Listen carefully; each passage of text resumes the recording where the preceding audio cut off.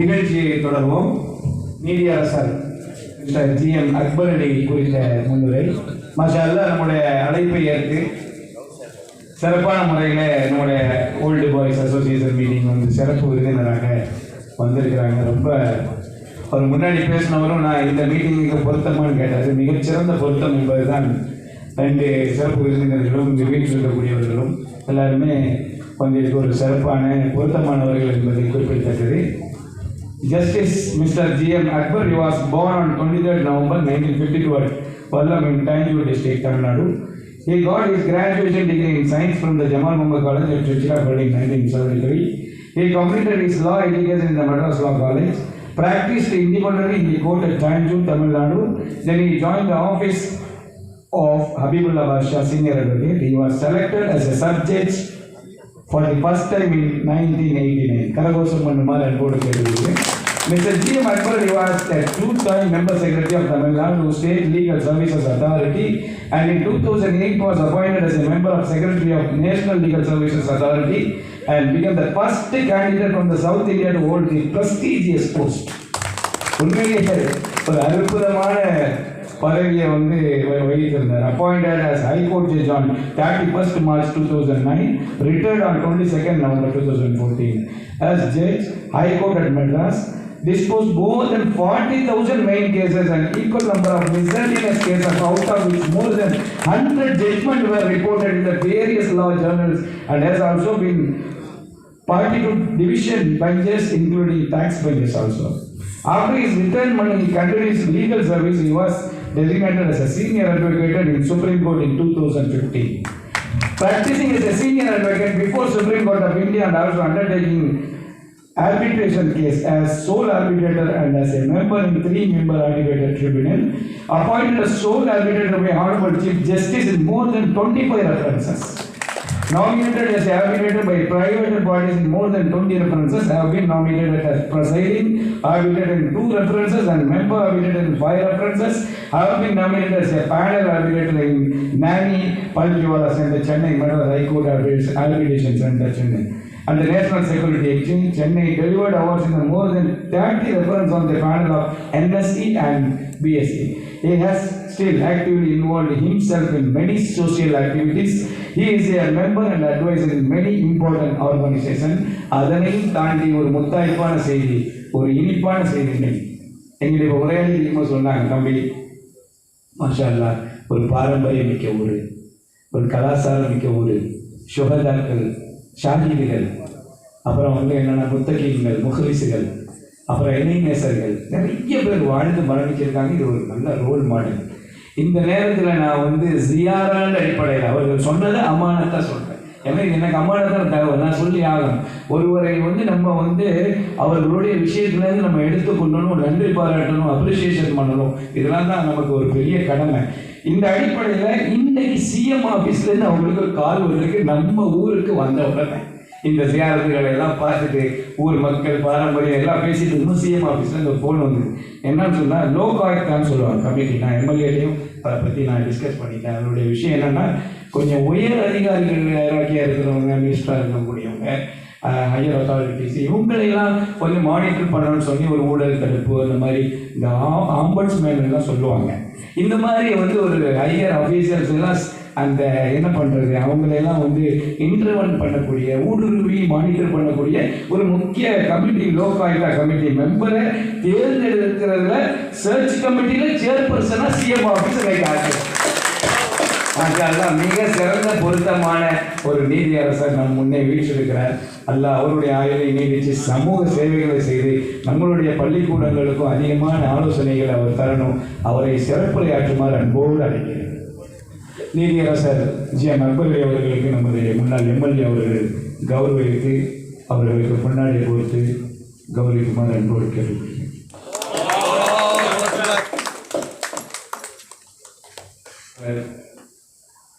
இன்னொரு ஆணைக்கு அவர்கள் மிக்க செய்திக்காக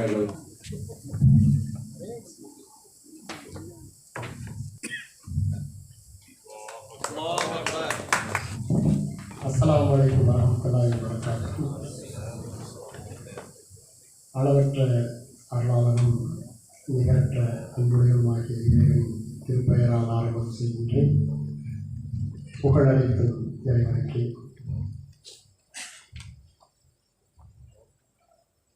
I do not know which one of the languages I can address you. When it was started, it was in Tamil. அது ஒரு நல்லாவே தமிழில் பேசினாங்க. எனக்கு கொஞ்சம் பயமாக போச்சு.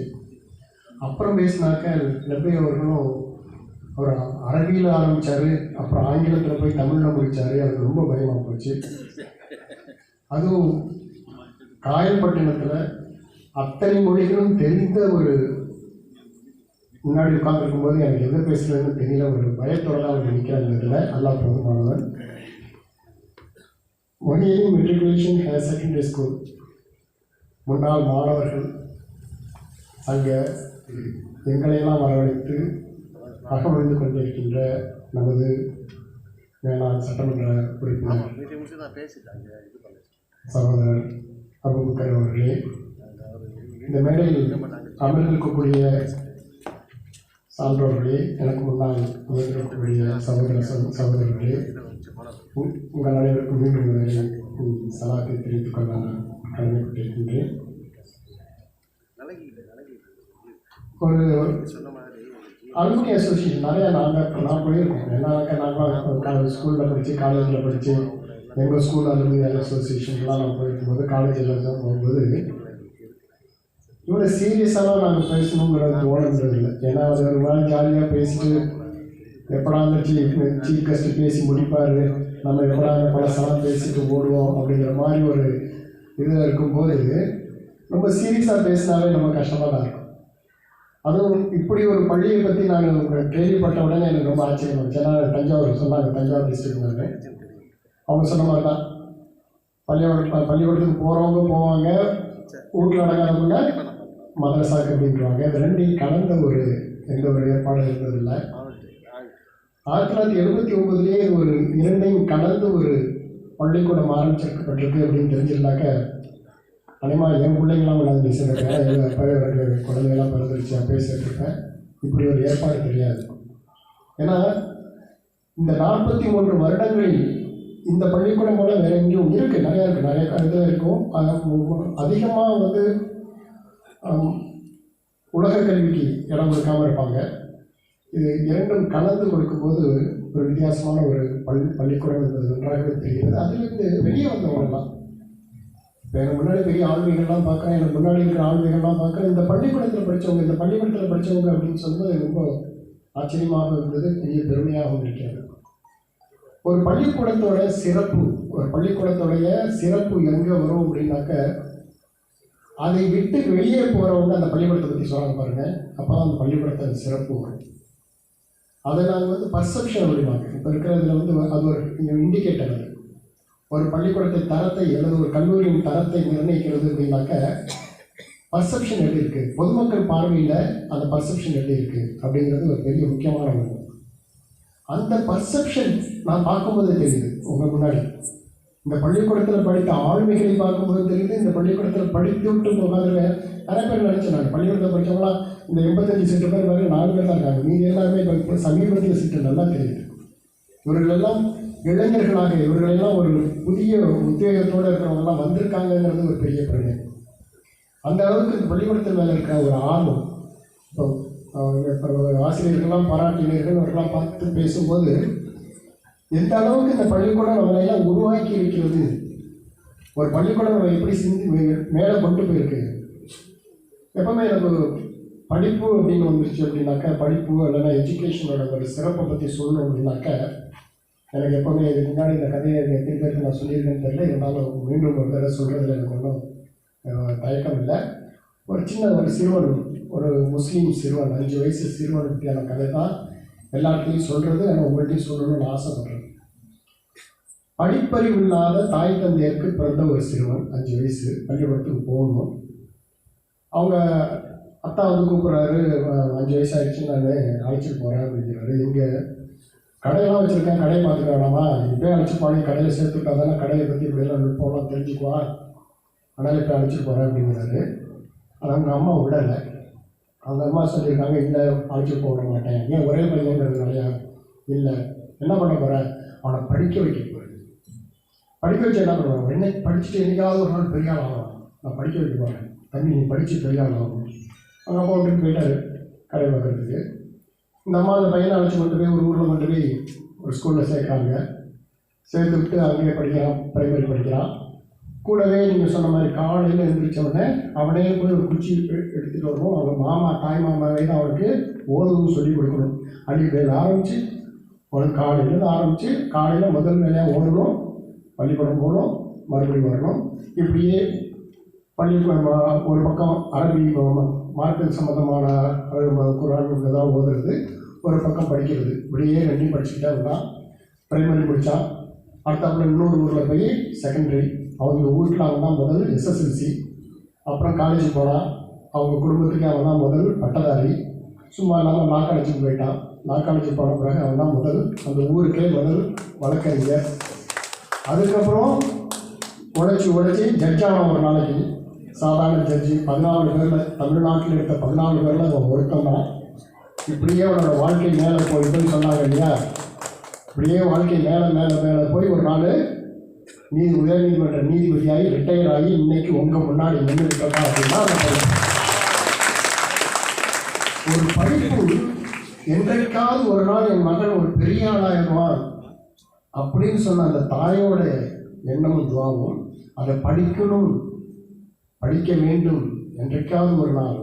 எல்லாரும் சொல்கிறத தான். நான் காலையில் வரும்போது கூட சொல்லிட்டு இருந்தேன் ப்ரொஃபஸர்கிட்ட. எல்லாரும் 100% உழைக்கிறாங்க அப்படின்னாக்க நான் 200% உழைக்கணும்னு நினச்சிக்குவேன் ப்ரொஃபஸர். ஏன்னா ஒரு பொதுப்பணியில் ஒரு நீதித்துறையில் ஒருத்தன் இருக்கான் அப்படின்னா அவன் இருக்கிறதுக்கே கஷ்டம், வலிக்கும் வரும். வலிக்கு விழுணும். யாராவது 100% உழைக்கணும்னா நான் 200% உழைக்கணும்னு நினச்சிக்கிட்டு வச்சவன் அதான் சொன்னாங்க இல்லையா. தமிழ்நாட்டிலேருந்து உச்ச நீதிமன்றத்தில் போய் உச்ச நீதிமன்ற நீதிபதி கீழே வேலை பார்த்த ஒரே ஆள் அங்கே இருக்கும்போதே என்ன ஹைகோர்ட் ஜட்ஜ் ஆகிறாங்க. அங்கே இருக்கும்போது அதையும் முடிச்சுட்டு நான் 5 வருஷம் நான் ஹைகோர்ட் ஜட்ஜ் ஆகி இவ்வளோ சொன்னாங்க இல்லையா, ஒரு ஸ்டாட்டிஸ்டிக்ஸ் சொன்னாங்களா, இவ்வளோ வேலையை முடிச்சுட்டு அதுக்கப்புறம் போய் உச்ச நீதிமன்றத்தில் சுப்ரீம் கோர்ட்டில் போய் நான் வந்து மீண்டும் வாதாடுறேன். எங்கே புறப்பட்டேன் நான் ஒரு நாள் நினச்சி பார்க்குறேன். சுப்ரீம் கோர்ட்டில் நின்று எங்கே புறப்பட்டேன் நான், எங்கே வந்து நிற்கிறேன். நல்லா அமைப்புரியும் பரப்பாக அந்த படிக்கிறேன். அவனோட பெருமையை உயர்த்தியா எப்போ உழைச்சா படித்தா. அப்படி இதை பற்றியான படிப்பை பற்றியான பிள்ளைகளுக்கு எப்படி சொல்லிக் கொடுக்குறது. எம்எல்ஏ ரொம்ப வருத்தப்பட்டாங்க. இந்த பள்ளிக்கூடத்தை நாங்கள் ஒரு புது மாதிரி 1979 ஆரம்பிக்கும் போது இந்த இப்படி ஒரு பள்ளிக்கூடம், ஒரு முன்மாதிரியான பள்ளிக்கூடம், உண்மையிலே முன்மாதிரியான பள்ளிக்கூடம், ஒன்று மதரசா இல்லைன்னா பள்ளிக்கூடம், ஏதோ ஒரு பள்ளிக்கூடம் அப்படின்னு இந்த காலத்தில் இரண்டையும் கலந்து கொடுக்கக்கூடிய ஒரு ஹாஃபில்களாகக்கூடிய, அதே சமயம் படித்து மேலே இன்ஜினியராக டாக்டராக இன்னும் பல துறைகளை போகக்கூடிய இருக்கக்கூடிய ஒரு பள்ளிக்கூடத்தை நாங்கள் உருவாக்கி இருக்கோம் அப்படின்னா அது தொய்ந்து விடலாமா? கவலை இங்கே இருக்கிற ஒவ்வொருத்தருக்கும் அந்த கவலை. அலுவலி வந்து நான் கவலைப்படணும். ஏன்னாக்க என்னோட ஸ்ட்ராட்டஜிக்ஸ் எங்களுக்கு நல்லா தெரியும். நான் நிறைய ஊரில் எஜுகேஷனை பற்றி பேசிகிட்டு இருக்கிற முறை எல்லா இடத்துலையும் பேசிகிட்டு இருக்கோம். அதோட குறை நிறைகளை நிறைய பார்த்துட்டு இருக்கோம். நாங்கள் இந்த நம்ம சமுதாயத்தை பொறுத்தவரையிலும் 3 வயது அல்லது 5 வயது அப்படின்னு இருக்கிறவங்கள 100% என்ட்ரி போயிட்டாங்க. ஸ்கூல் ஏதோ ஒரு ஸ்கூல் 100% உள்ள தராங்க. அது கசாப்பு கடைக்காரன் வீட்டில் இருந்தாலும் சரி, அவர் கண்ணாங்கடைக்காரங்க வச்சுருந்தாலும் சரி, பேப்பர் வச்சுருந்தாலும் சரி, மேலே இருந்தாலும் சரி, கீழே இருந்தாலும் சரி, எந்த தரத்தில் இருந்தாலும் சரி 100% உள்ளே போன பிள்ளைங்க 5ஆம் வகுப்பு வரும்போது 50% காணவில்லை. அதான் ஸ்டாட்டிஸ்டிக்ஸ். 50% காணலை. எங்கே போனாங்க? ட்ராப், இடைநிற்றல். ஏன் தெரியாது. அடுத்த 10ஆம் வகுப்பு வரும்போது அடுத்த 10% காணும். 12ஆம் வகுப்பு வரும்போது அடுத்த 10% காணும். டிகிரிக்கு போகணும் அப்படின்னாக்கா அதையும் போகிறதுல 10% போல. இப்போ வெளியே வந்தாங்க எவ்வளோ தெரியுங்களா? நம்ம பட்டதாரிகள் 5.5 பட்டதாரிகள் தான். பெரிய பெரிய டாக்டர்ஸ், இன்ஜினியர், ஜட்ஜ் எல்லாம் சொல்லிகிட்டு இருப்போம். ஆனால் ஒட்டுமொத்த புள்ளி விவரத்தில் நீங்கள் எடுத்துக்கிட்டிங்கன்னா நம்முடைய நீங்கள் யாராவது பட்டதாரி இருந்தாலும் நம்ம பெருமைப்படுறீங்க. ஏன்னா 5.5 நீங்கள் ஒரு ஆள் இருக்கீங்க. 5.5 தான் நம்மளோட சதவீதம். ஏன் இந்த நிலைமை அப்படிங்கிறதுக்கு ஆராய்ச்சியெல்லாம் பண்ணி நாங்கள் பண்ணிடுறோம். ஏன்னா அதுக்காக தான் நம்ம இந்த பள்ளிக்கூடத்தை மீண்டும் ரிவைவ் பண்ணணும்னு சொல்லி நல்லா சொன்னாங்க. ஒரு பள்ளிக்கூடத்துக்கு வந்து கட்டுமானம் வேணும், உண்மை. தரமான ஆசிரியர்கள் வேணும், உண்மை. தரமான மேனேஜ்மெண்ட் வேணும், உண்மை. அதுக்கு தகுந்த மாதிரி பையனை படிக்க வரணுமே. அதில் போய் கேட்டாரே, நீங்கள் ஆளுக்கு ஒருத்தர் கொண்டு வர மாட்டீங்களா? கேட்டார்ல, ஏன் எங்கே போனாங்க? எங்கேயுமே போனீங்க அவங்க. நம்ம பள்ளிக்கூடத்தை பற்றிய ஒரு பர்செப்ஷன் அவங்கள்ட்ட என்ன இருக்குது அப்படிங்கிறது தான் பிரச்சனை. இந்த பள்ளிக்கூடத்தை விட்டு நம்ம பெருமையாக பேசிக்கொண்டிருக்கிற ஒரு காலகட்டத்தில் அவர்களுடைய எதிர்பார்ப்பு என்ன ஆச்சுன்னா, ஏன்னா எதிர்பார்ப்பு ஜாஸ்தியாக போச்சு. நம்ம ஆரம்பித்த காலத்தில் எப்படி இருந்த எதிர்பார்ப்பில் நம்ம எப்படி இருந்தோமோ அடுத்த லெவலுக்கு நம்ம வர்றதுக்கான எதிர்பார்ப்பு அந்த பிள்ளை இருக்குது. இப்போ அந்த எதிர்பார்ப்பை எப்படி கொடுக்கலாம இருக்கலாம் நிறைய விஷயங்கள் இருந்துச்சு. எப்படி எப்படின்னாக்க உங்களோட சொன்னாங்க 61 ஆசிரியர்கள் ஃபேக்கல்டி டீச்சர் அப்படின்ட்டு. இந்த 61 பேருக்கு நாங்கள் என்ன முடிவு பண்ணியிருக்கோம்னா, நாங்கள் நாலேஜ் ஃபவுண்டேஷன் ஒன்று ஆரம்பிச்சிருக்கோம் மெட்ராஸில். தெரியும் நாலேஜ் ஃபவுண்டேஷன் நாடு என்ன மாதிரி சிறந்தவர்கள் இவங்களாம் சேர்ந்து. ஏன்னா எங்களுடைய நாலேஜை ஃபவுண்டேஷன் அது ஃபவுண்டேனாக வச்சுட்டு கீழே வரையும் கொண்டு போகணும் அப்படிங்கிறதான். இந்த மாதிரியான இருக்கிறதுல இஷ்யூஸ் அண்ட் சேலஞ்சஸ். ஒரு பள்ளிக்கூடம் அப்படின்னாக்க ஒரு பிள்ளை படிக்க அப்போ நம்ம பிள்ளை படிக்கல, இப்போ ஸ்ட்ராட்டஜிஸ்லாம் இருக்குது, படிக்கல, ஒரு ஜட்ஜ் ஆகல, ஒரு டாக்டர் ஆகல, ஒரு இன்ஜினியர் ஆகல, அதில் இல்லை, ஐஏஎஸ்ல இல்லை, ஐபிஎஸ்ல இல்லை, டிஎன்பிசியில் இல்லை, அதில் இல்லை, இதில் இல்லை, எல்லாம் பேசுகிறோம், எல்லாம் கவலைப்படுறோம். நம்ம ஆட்கள் எங்கேயுமே இல்லை. 3.5% வாங்கி கொடுத்தவங்க உட்காந்துருக்காங்க. 3% வாங்கி கொடுத்தவங்க இருக்காங்க. 3% ஆட்கள் இல்லை அப்படின்னு கவலை தான் பண்ணுறோம். ஏன் ஒரு பிள்ளை படிக்கல இல்லைன்னா பள்ளிக்கூடத்துக்கு போகலன்னா அந்த பெற்றோர்களுடைய பிரச்சனைன்னு நம்ம இருந்துட்டதுனால இப்போ அந்த சமுதாய பிரச்சனை இன்றைக்கு அது சமுதாய பிரச்சனை. ஒரு யாராக இருக்கணும், இந்த காலகட்டத்தில் இருக்கிற ஏதாவது ஒரு குழந்தை 5 வயசுக்கு மேலே 5ஆம் கிளாஸ் மேலே போனாங்க, அது நம்மளோட பிரச்சனை. அங்கே இருக்கக்கூடிய இளைஞர்கள் நல்லா யோசிச்சு பாருங்க. அது உங்கள் கையில் இருக்குது, உங்களால் செய்ய முடியும். ஒவ்வொரு குழந்தையும் நீங்கள் உங்களால் பார்க்க முடியும். ஒவ்வொரு வீடாக நீங்கள் ஏறி இறங்க முடியும். நாங்கள் உங்களுக்கு அதுக்காண்டியான ஆப்ஷனை தரோங்கிறோம். அதுக்காண்டியான எப்படியெல்லாம் அது டேட்டா எடுக்கிறது, எப்படியெல்லாம் அது கொண்டு அவங்களை ஃபாலோ பண்ணுறது. ஸ்டூடெண்ட் அப்படின்னாக்க 2 விஷயம் தான் அவனை நிறுத்துறது. 3 விஷயங்கள் நம்ம கண்டுபிடிச்சிருக்கோம் அவனை நிறுத்துறதுக்கு. ஒன்று பொருளாதாரம், அது ரொம்ப ஈஸியாக பண்ணிடலாம், அது ஒரு பெரிய காரியம் இல்லை. அடுத்தது அவனுக்கு அவனுக்கு மோட்டிவேஷன் இல்லை. அடுத்தது பெற்றோர்களுக்கு மோட்டிவேஷன் இல்லை படிக்க வைக்கிறது. இந்த 3 காரணம் தான் அந்த இடத்துல. இது 3 ஈஸியாக அவங்களுக்கு கொண்டு வந்து திருப்பி வைக்கிறது ரொம்ப ஈஸியாக நாங்கள் வழிவகை வச்சுருக்கோம். அதுமாதிரி ஒரு பள்ளிக்கூடம் நடத்துறதுன்னு இருக்கிற இஷ்யூஸ் அண்ட் சேலஞ்சஸ். தமிழ்நாட்டில் மட்டும் 376 முஸ்லீம் இன்ஸ்டிடியூஷன் இருக்குது, பள்ளிக்கூடங்கள். போத் எய்டட் பள்ளிக்கூடங்கள், மேனேஜ்மெண்ட் பள்ளிக்கூடங்கள்ட்டு 376 ஸ்கூல்ஸ் இருக்குது. 376 ஸ்கூல்லையும் எந்த ஸ்கூல்லையும் 50% 60% முஸ்லீம் மாணவர்கள் அப்படிங்கிற மாதிரி இல்லை. இதெல்லாம் வாங்க இருந்தால் போதும். ஏன் எங்கே போச்சு? ஏன் வரல? ஒரு பக்கத்தில் பள்ளிக்கூடத்துக்கு போகிறதுக்கு பள்ளிக்கூடம் இல்லை பையனுக்கு, பள்ளிக்கூடம் இருக்குது, நம்ம பிள்ளைகள் இல்லை. ஆக டிமாண்ட் அண்ட் சப்ளை ஏன் மீட் பண்ணலை? ஒரு சப்ளை ஒரு இடத்துல இருக்குது, ஒரு இடத்துல டிமாண்ட் இருக்குது. அந்த டிமாண்ட் அண்ட் சப்ளை ஏன் மீட் பண்ணலை? அது அதை செய்கிறது ரொம்ப ஈஸி உங்களால். ஆக இந்த பள்ளிக்கூடத்தை வச்சு பண்ணுறேனே, நீங்கள் அந்த டிமாண்ட் அண்ட் சப்ளை எங்கே சப்ளை இருக்குன்னு பாருங்கள், எங்கே டிமாண்ட் இருக்குன்னு பாருங்கள், மேட்ச் பண்ணுறவங்க எல்லாம் நீங்கள்லாம் வணிகம் தெரிஞ்சவங்க. இந்த 2 சப்ளை அண்ட் டிமாண்டை மேட்ச் பண்ணிங்கனாங்க அடுத்த வருடமே எனக்கு சொல்லிக்கிறேன், உங்களுடைய பள்ளிக்கூட ஸ்ட்ரென்த்து ஜாஸ்தியாகும். அடுத்தது புது விதமான கல்வி, ஸ்மார்ட் போர்டு வச்சுருக்கோமா, இல்லை புது விதமான கல்வி கொடுக்குறோமா? இப்போ புது கல்வி திட்டங்கள் வந்துருச்சு, நியூ எஜுகேஷன் பாலிசி. அது ஒரு மாதிரியான ஒரு ஷேப்பில் வந்துட்டு இருக்கு. அதை நாங்கள் என்ன பண்ணுறோம், அது உண்மை எதிர்க்க முடியாத சட்டமையில இருக்கிறாங்க அப்படிங்கிறவங்கலாம் கேட்டுக்கிட்டு இருந்தாலும் கூட அந்த புது மாதிரியான எஜுகேஷன் பாலிசியை நம்ம எப்படி அடாப்ட் பண்ணிக்கிறது. 5 வயதில் வடிகட்டுன்னு சொல்கிறாங்களே, வடிகட்டாமல் எப்படி மேலே கொண்டு போகிறது? 10 வயசில் வடிகட்டுன்னு சொல்கிறாங்களே, 10 வயசு 10ஆம் கிளாஸில் வடிகட்டாமல் எப்படி வேறு வடிகட்டி கிடக்கு, எப்படி வடிகட்டாமல் போகிறது? இதற்கெல்லாம் கூட ஆய்வுகள் எல்லாம் நாங்கள் வச்சுருக்கோம். இதெல்லாம் நீங்கள் எப்போ கேட்டாலும் நாங்கள் தரத்துக்கு நாங்கள் தயாராக இருக்கோம். இந்த நேரத்தில் முன்னாள் மாணவர்கள் சங்க அவங்க மட்டும் இருக்கிறதுனால அந்த பள்ளிக்கூடத்தை பற்றி நாங்கள் சொல்ல விரும்புவதெல்லாம் உங்களால் முடியும். You believe in your self, nothing is impossible. உங்களால் முடியும்னு மட்டும் முடிவு பண்ணுங்கள். இந்த பள்ளிக்கூடத்தை ஒரு எல்லோரும் தேடி வர இடமா, இப்போ சொன்னாங்க எல்லோரோட ஆசை தான். இந்த பகுதியில் இருக்கிறவங்க அடுத்த ஒரு பள்ளிக்கூடத்தை தேடி போகிறதுக்கு பதிலாக இந்த பள்ளிக்கூடத்தோட பர்செப்ஷனை நாங்கள் வேறு மாடலில் கொண்டு போய் இந்த பள்ளிக்கூடத்தை ஒரு திங்கிங் அவுட் ஆஃப் பாக்ஸ் வாங்க. திங்கிங் அவுட் ஆஃப் பாக்ஸ் அப்படிங்கிற மாதிரி இந்த பள்ளிக்கூடத்தோடைய பர்செப்ஷனை வேறு லெவலில் கொண்டு போய் எந்த அளவுக்கு நாங்கள் இருக்க போகிறோம். இதில் எவ்வளோ பேர் நாங்கள் முன்மாதிரியாக இருக்கோம். இதில் எத்தனை பேருக்கு தெரியும்? நாம் இருக்கிறவங்க எத்தனை பேர் இவ்வளோ பேசியிருக்கோம்? நான் என்னுடைய பள்ளிக்கூடத்துக்கு போகிறேன், தஞ்சாவூரில் சென்ட் ஆண்டனிஸ் ஹை ஸ்கூலுக்கு என்ன கூப்பிட்றாங்க, நான் ஒரு ஜட்ஜாக இருக்கிறேன்னு சொல்கிறதுக்கு நீங்கள் அங்கே போகிறாங்க. திருவாரூரில் மோசஸ் ஸ்கூலில் ஒரு ஸ்கூலில் படித்தேன். இன்றைக்கி எனக்கு பள்ளிக்கூடம் படித்து அதே டீச்சர் கமலா கிரேசின்னு இருக்காங்க, என்னை கூப்பிடுவாங்க. அந்த பிள்ளைகிட்ட போய் இந்த பள்ளிக்கூடத்தில் படிச்சுட்டு நான் ஜட்ஜாக இருக்கேன்னு சொல்கிறதுக்காண்டி போகிறேன். நான் எத்தனை பேர் நம்ம போகிறோம்? இந்த பிள்ளைகிட்ட போய் நம்ம இந்த பள்ளிக்கூடத்தில் படித்தலாம் அன்றைக்கி எங்கே வந்து நிற்கிறேன் பாரு.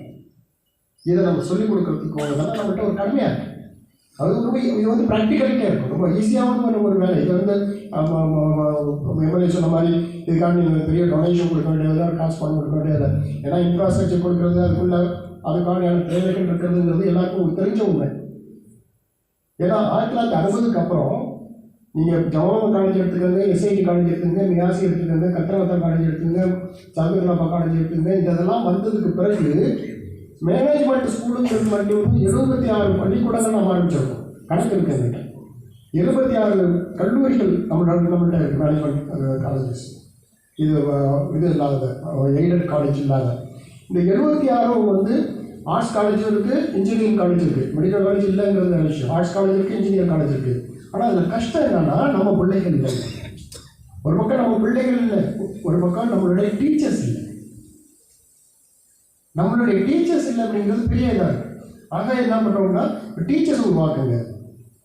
டீச்சர்ஸை உருவாக்குறதுக்காண்டியான அதுக்கு தகுந்த மாதிரியான பெண்கள் ஆண்களை வந்து நீங்களே இங்கேயே இப்போ நீங்கள் செலக்ட் பண்ணிடுங்க. உங்கள் ஊரில் ஐடென்டிஃபை பண்ணுங்கள். ஒவ்வொரு தெருவாக ஐடென்டிஃபை பண்ண முடியும், ஒரு மகளாக ஐடென்டிஃபை பண்ணணும். கால்பட்டம் ஒரு பெரிய இது இல்லை. ஏன்னா ஒரு காரணம் என்னவாக இருக்கலாம் அப்படின்னாக்க மைக்ரேஷன். ஏன்னா நிறைய நம்ம இங்கேருந்து வெளிநாடுகளுக்கும் பெரிய பெரிய சிட்டிகளுக்கு நம்ம போயிட்டதுனால பிள்ளைகள் இல்லாமல் இருக்கலாம், இருந்தாலும் இருக்காங்க. அவங்களை எப்படி ஐடென்டிஃபை பண்ணுறது? ஒன்று பிள்ளைகளை ஐடென்டிஃபை பண்ணி கொண்டு வருது, அதுக்கு ஒரு மென்டர்ஷிப் உங்களால் முடியும். ஆணுக்கு ஒரு மென்டார் நீங்கள் அடாப்ட் பண்ணிக்கிட்டா போகும். ஒரு மென்டாருங்கிற யாருனாக்க பண்ணாங்க இல்லையா, இதே பள்ளிக்கூடம் ஓய்வு பெற்ற பேராசிரியர்கள் கூட 50 பேருக்கு அவங்க மென்டார் கூட மென்டார் ட்ரைனிங் நாங்கள் கொடுக்க தயாராக இருக்கும். மென்டார் நாங்கள் என்ன அந்த மென்டார் ட்ரைனிங் எப்படி கொடுக்குறதுங்கிற அளவுக்கு நாங்கள் ரெடியாக இருக்கோம்.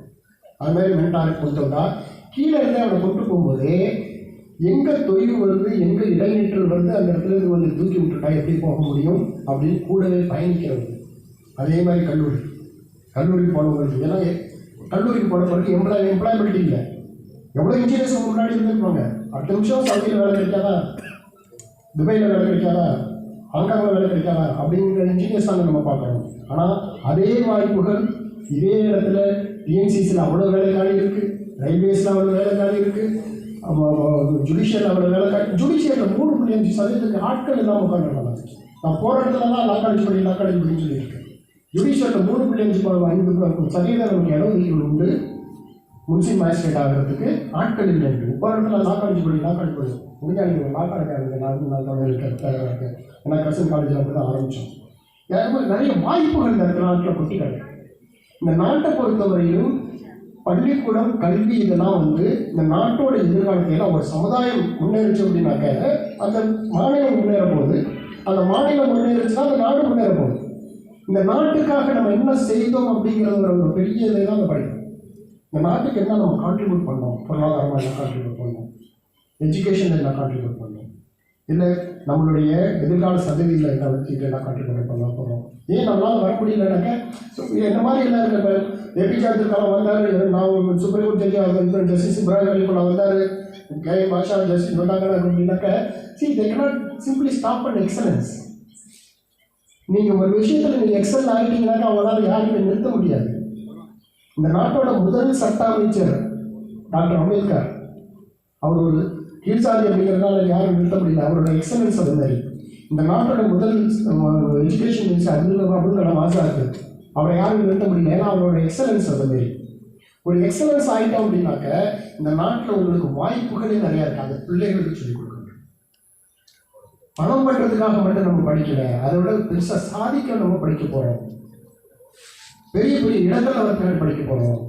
இந்த மகளால் மட்டும் நீங்கள் ஒரு உறுதி எடுத்து இந்த மகளால் ஒரு ஐஏஎஸ் ஆஃபீஸர், ஒரு ஐபிஎஸ் ஆஃபீஸர், ஒரு ஜட்ஜி, ஒரு டாக்டர், ஒரு இன்ஜினியர், இது மாதிரி ஒரு தெருவுக்கு ஒருத்தரை நான் உருவாக்குவோங்கிற ஒரு முடிவெடுத்து நீங்கள் ஐடென்டிஃபை பண்ணினா போதும். இந்த பள்ளிக்கூடம் நிறைய பேர் அதில் உருவாக்கும். இது வரையும் இருக்கிறவங்களாம் நல்ல ஆளுமைகள் தான் இருக்கீங்க. இருந்தாலும் இந்த மாதிரி அதுக்காக வந்து ஆன்லைன் கோச்சிங்க, வேறு ஏதாவது கோச்சிங்க, இதெல்லாம் பண்ணுறதுக்கு நாங்கள் தான் இருக்கோம். நாங்கள் உங்களாம் எங்களால் உங்களுக்கு கைட் பண்ண முடியும். எங்களுக்கு அதுக்கு முன்னாடி வசதிகள்லாம் கூட வச்சுருக்காங்க. நிறைய ஸ்கூல்ஸ் அண்ட் காலேஜஸில் நாங்கள் டைரக்ட் கான்டாக்டோட இருக்கோம். அந்த டைரக்ட் கான்டாக்டில் இருக்கும்போது என்ன பண்ணுறோம்னா அங்கேருந்து நாங்கள் எக்ஸ்பர்ட் அனுப்புகிறோம். ஆன்லைனில் வேணாலும் எக்ஸ்பர்ட் அனுப்புகிறோம், ஆஃப்லைனில் வேணாலும் எக்ஸ்பர்ட் அனுப்புகிறோம். உங்களுக்கு முதல்ல தேவை என்ன அப்படின்னு பார்க்குறோம் அப்படின்னாக்கா, ஸ்கூல் பிரச்சனை என்ன அப்படின்னாக்கா குவாலிட்டி டீச்சர் இல்லைன்னா டீச்சர் இல்லைன்னு இதுக்கு என்ன பண்ணணும் அப்படிங்கிறதுக்குலாம் நாங்கள் ரெடியாக இருக்கோம். இந்த பள்ளிக்கூடம் பொறுத்தவரை உண்மையிலேயே பெருமையான ஒரு இடம். வந்து எம்எல்ஏ அவர்களுக்கு நாங்கள் என்னுடைய நன்றியை தான் தெரிவித்துக் கொள்கிறோம். முதல்ல நான் அலுமினி அசோசியேஷனுக்கு என்ன கூப்பிட்றாங்களே, நான் வந்து என்ன பதில் போகிறேன் அப்படின்னு தான் பேசினேன். நான் யாரையும் உங்களை சீரியஸாக உட்கார சொல்லி எதையும் குழப்பி விடுறதுக்கு நான் தயாராக இல்லை. உண்மையிலே என்ஜாய் பண்ணுங்கள். ஏன்னா பள்ளிக்கூடத்தில் நீங்கள் ஒரு காலத்தில் படிச்சுட்டு மறுபடியும் சேர்றதுனால ஒரு பக்கிறது அப்படிங்கிறது பெரிய பெருமை. ஏன்னா எங்கள்கிட்ட நிறைய குரூப் வச்சுருக்கோம். நாங்கள் இன்னும் என்னுடைய மோசஸ் ஸ்கூலில் படித்த பிள்ளைகளோடைய தொடர்பில் இருக்கேன். ஆண்டனிஸ் ஹைஸ்கூலில் என்னோட படித்த என்னுடைய நண்பர்களோடையும் தொடர்பில் இருக்கேன். என்னுடைய கல்லூரியில் நான் படித்த என்னுடைய படித்தவர்களுடைய தொடர்புலையும் நான் இருக்கேன். நான் லா காலேஜில் படித்தவங்க நானே ஒரு குரூப்பு, அதுக்கு நான் தான் அது ஆர்கனைசரு. லா காலேஜில் படித்த ஒரு குரூப்புக்கு. அதெல்லாம் விட ரிட்டையர் ஆன பிறகு வசந்த கால நினைவுகள்ட்டு ரிட்டையர் ஆன ஜட்ஜிகள்லாம் போட்டு அதுக்கு நான் தான் தலைவர். அதுவும் நம்ம வருஷம் போயிட்டு அவங்க எல்லாம் வருஷம் 2 வருஷம் அந்த கொரோனா காலத்தில் தான் நாங்கள் சந்திக்க முடியாமல் போயிடுச்சு. அவங்க எல்லாம் வச்சுக்கிட்டு பழையதெல்லாம் பேசி புதுதெல்லாம் பேசி புதுசாக வர ஜட்ஜெல்லாம் நல்ல கிரிட்டிசைஸ் பண்ணுறதெல்லாம் பண்ணி யார் எல்லாம் இந்த பேசி எல்லாம் முடிப்போம். அதனால் அது ஒரு நல்ல விஷயம், ஜாலியான விஷயம். இது வரைக்கும் அலுவலி இல்லாமல் இருக்கிறது அப்படிங்கிறதுனா அவங்க சொன்ன மாதிரி எந்த ஒரு கல்லூரியில் வந்து முன்னாள் மாணவர்கள் அலுவலி அசோசியேஷன் நல்லா இருக்குதோ அந்த கல்லூரி உண்மையிலே நாங்கள் ஜமால் காலேஜ் ஒரு எக்ஸாம்பிளாக காட்டாங்க இல்லையா. நீங்கள் போய் பார்த்தீங்கன்னா அப்படி இருக்கும். ஜமால் காலேஜில் இருக்கிற ஒவ்வொரு அலுவலி சாப்டரோடையும் நான் பேசியிருக்கேன்.